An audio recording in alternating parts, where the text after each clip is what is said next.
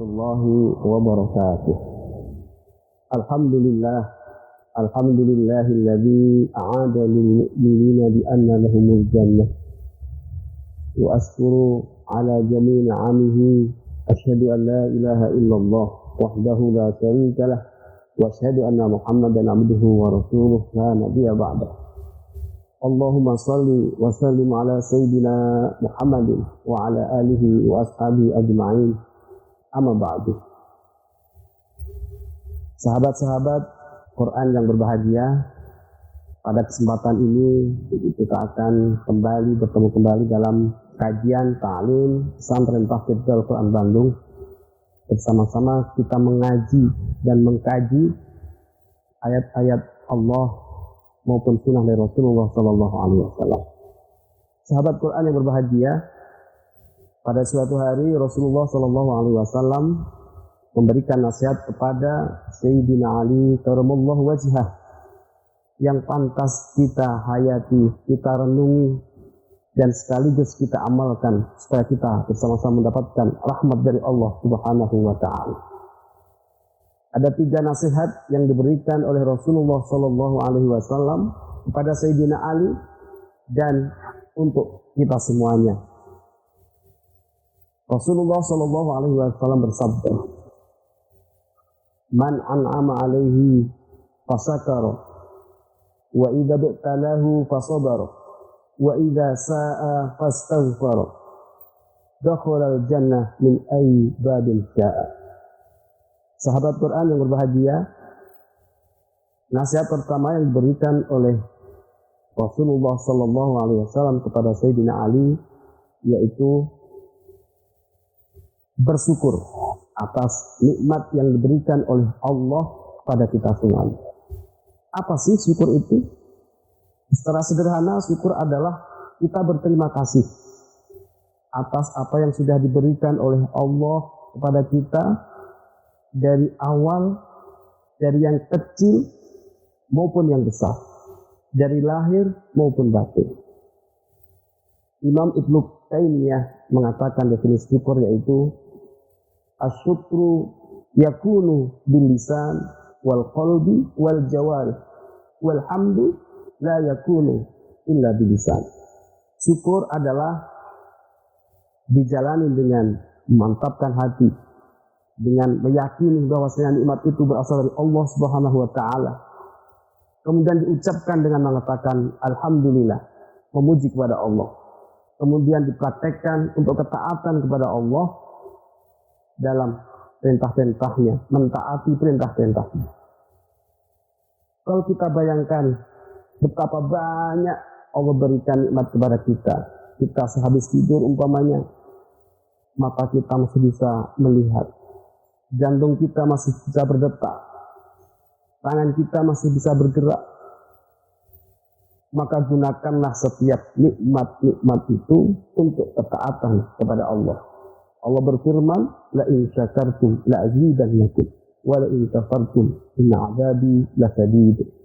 Jika kita bersyukur atas nikmat yang diberikan oleh Allah kepada kita, yakin Allah akan memberikan tambahan. Kita mempunyai harta, kita mempunyai kesehatan, kita gunakan di jalan Allah, Allah akan memberikan tambahan. Rezeki kita akan bertambah. Allah akan memberikan nilai plus pada kita. Tapi sebaliknya, ya kita mempunyai kenikmatan yang dititipkan kepada kita oleh Allah, kemudian kita bermaksiat, dalam artian kita kufur terhadap nikmat-nikmat itu, ingat, la in syakartum la azidannakum wa la in kafartum inna 'adzabi lasyadid. Ini pedih adab Allah. Yaitu marilah kita pandai-pandai bersyukur atas apa yang diberikan, apa yang dititipkan Allah pada kita semuanya. Baik nikmat secara zahir, nikmat secara jasmani, maupun nikmat yang terbesar yaitu iman Islam yang ada di dalam diri kita. Kita rawat, kita jaga. Yang kedua, nasihat Rasulullah Sallallahu Alaihi Wasallam kepada Sayyidina Ali, wa idza btalahi fasabar. Ketika diuji, dia bersabar. Sabar dalam artian apa? Mengembalikan urusan-urusan kita kepada Allah Subhanahu wa Ta'ala. Apalagi zaman sekarang kita lagi diuji dengan pandemi. Belum lagi diuji tidak punya pekerjaan. Belum lagi diuji dengan belum adanya pasangan hidup. Belum dikaruniai anak. Belum mempunyai ilmu yang banyak. Itu adalah ujian.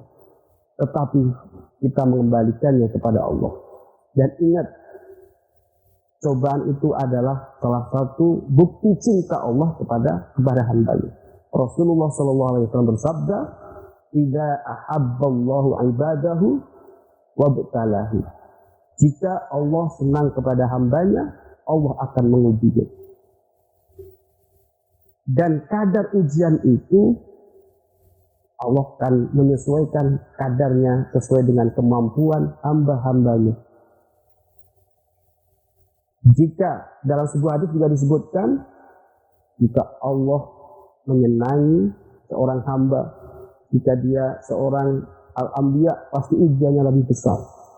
Jika dia seorang waliullah, ujiannya juga akan menyesuaikan.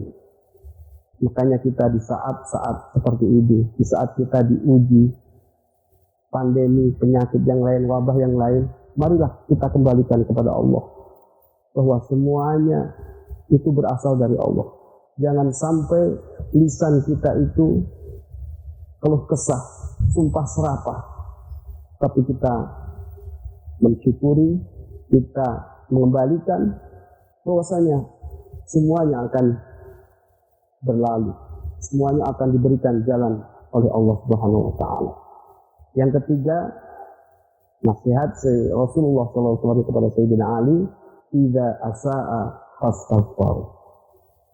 Ketika dia berbuat salah, ketika dia berbuat dosa, berbuat maksiat, bersegera untuk bertobat kepada Allah. Dalam surat An-Nur ayat 31 disebutkan, "Bertobatlah wahai orang-orang mukmin, niscaya kalian akan berbahagia." Sebagai manusia pasti tidak lepas akan dosa, akan kesalahan, akan khilaf. Tetapi sikap kita bagaimana atas dosa, maksiat, kekhilafan, yaitu dengan segera kita memohon ampun kepada Allah Subhanahu wa Ta'ala. Terlebih sekarang kita di bulan mulia, di bulan Rajab, bulan Muharram, kita dianjurkan untuk memperbanyak istighfar. Baik istighfar astaghfirullahaladzim atau sayyidul istighfar Allahumma anta rabbi dan seterusnya.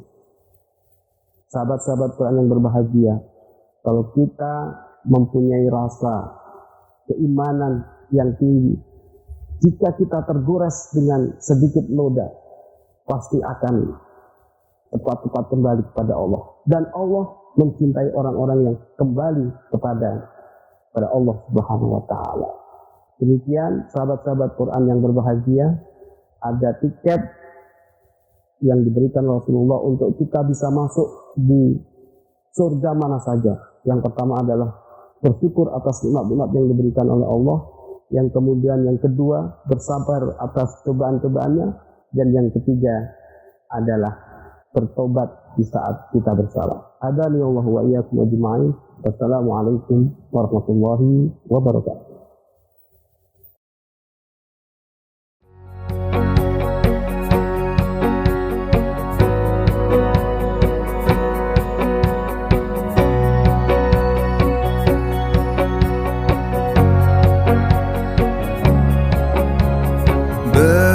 Bersama kita satukan tekad.